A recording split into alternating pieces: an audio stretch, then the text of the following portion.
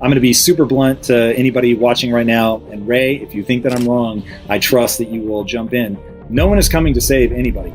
And that's the hard truth. And if I look at history, and even if I listen, which I have listened to literally every word said on the subject publicly anyway, that this is just going to suck. Like, there is going to be a level of brutality that most of us have not experienced in our lives. Companies are going to go under. People are going to lose their jobs. There are going to be people that are going to struggle to find their next meal. The same things happen over and over again through time for basically the same reasons. A lot of these things happen once in a lifetime, and if you don't go back and see how they worked over time, then you're in trouble. So there's a pattern. I could describe the pattern, but there's a pattern that happens over and over again, and we're in a particular spot in the pattern. And then to understand it, not just because it happened before, but to understand mechanistically how it happens, and then one has a sense of how to deal with it.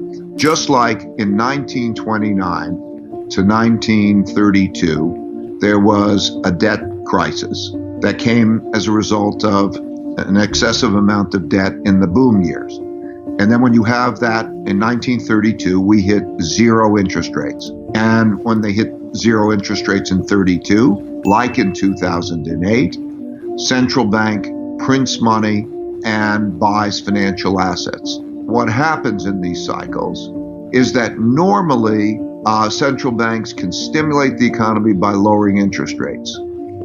But when you hit zero interest rates, that doesn't work. So the last time it hit zero interest rates was 1932. And what they did in 1932 was the same thing they did in 2008. And that is that the central banks prints a lot of money and buys government bonds. And so we're doing that now.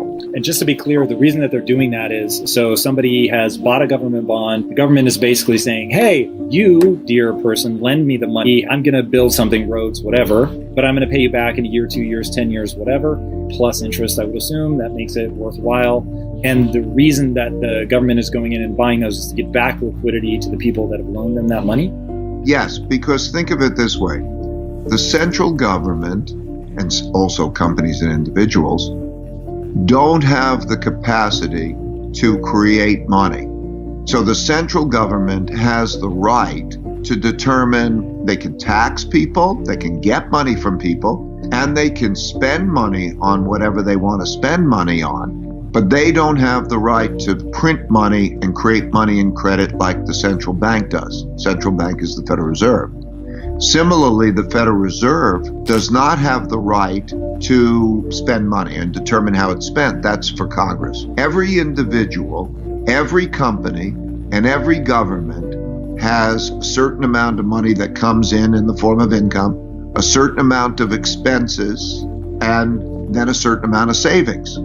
So you do individually, and it works the same way for everyone, so that if their income falls to be less than their expenditures, they're in trouble unless they have a good savings. And then they go to the savings. So all around the world, there are lots of entities that are in trouble in that way.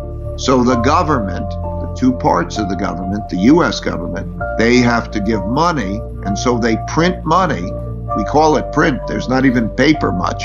It's digitally create money, and then that comes in the form of loans. Okay, so basically they're digitally creating money, which they're allocating to the government, and then the government is deciding how to disperse those funds? Yeah, the Federal Reserve will buy government bonds, so it's a transaction of buying it, and they will also buy private bonds. They might pick a company, many companies, and they'll say, I will buy your bonds, which is the equivalent, I will lend to you. That's happened through history. So what we're going through is the same process as happened in the 1930 to 1945 period.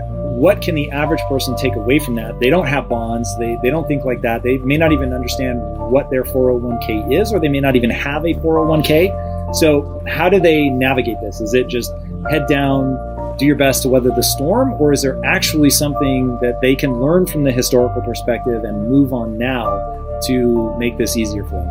Yeah, it's the same for every individual, same for every company. If you understand this, then you understand, well, there are three things.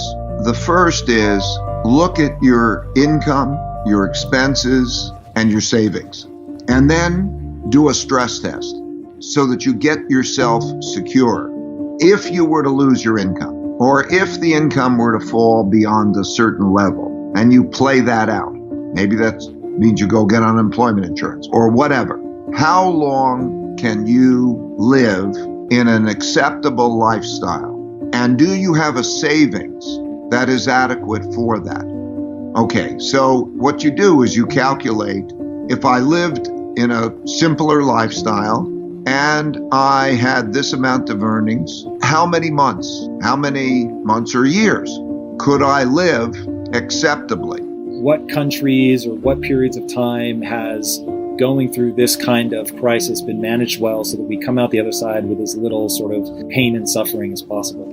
Well, an example would be the differences in the way Roosevelt did it. So again, 1929 to 32, interest rates hit zero, they print money, we had a large wealth gap, and then they sat down and they figured out, how do we keep it orderly and how do we change the circumstances, whether it's taxes or how do you reorganize it so that the system works well. There is a risk also at the same time, because the world is going through that, there's a risk of conflict. So in Germany, Hitler came in power in 1933. And he came in power in 1933 because there was a lot of internal fighting as to try to produce order, because everybody, the left and the right, the communists and the fascists, and they're all fighting about wealth, because everybody's fighting about wealth when you have a downturn. And then they were democracies. 4 democracies existed then that chose not to be democracies because they became so disorderly that they wanted some strong leader to take charge and run the country. And then, of course, we had a bunch of those types of leaders, and then they had a war. That's how World War II happened. So when you look at that, that's kind of the political landscape. But back to the average man in terms of his finances, I would say the important thing is those 3 elements: to have a plan, and maybe to have a plan with both your family. What's the importance of education in, when we start thinking about protecting successive generations? How much of that comes down to education? Education is the most important thing. I was raised with a very modest economic background. My dad was a jazz musician. My mom was a stay-at-home mom. But I was lucky to have parents who cared for me. And I went to a public school. I got a good education. And I came out to a world of equal opportunity. And I believe that those are fundamental necessities.